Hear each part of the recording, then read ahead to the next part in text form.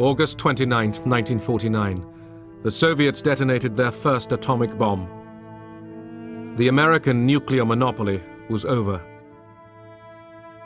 The world was now split down the middle by two competing superpowers. At its heart lay a divided Germany and a divided Berlin.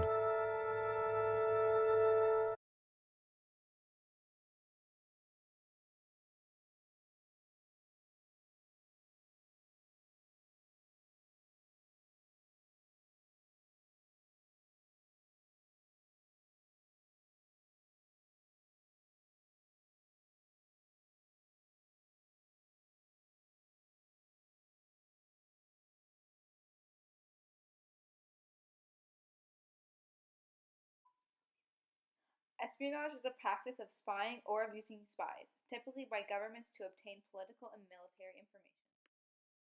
Cold War espionage describes the intelligence activities during the Cold War between the United States and the Soviet Union. The United States used CIA, NSA, FBI, and DIA. Soviet Union used KGB and GRU.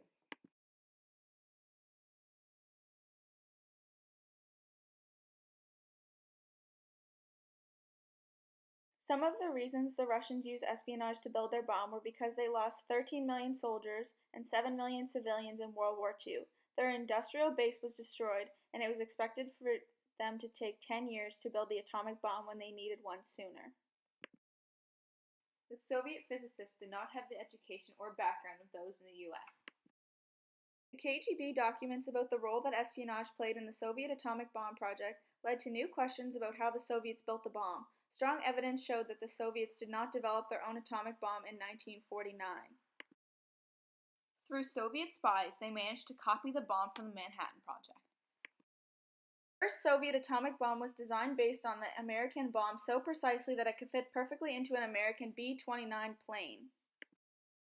Other Soviet spy contributions were David Greenlass, who gave the Soviets a drawing of the implosion lens 57, and Igor Guzenko, who reported the exact amount of U-235 used daily at the U.S. Metallurgical Laboratory.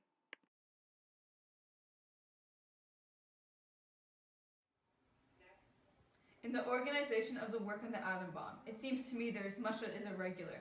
At any rate, the way we're going about it is not the surest or cheapest way of creating it.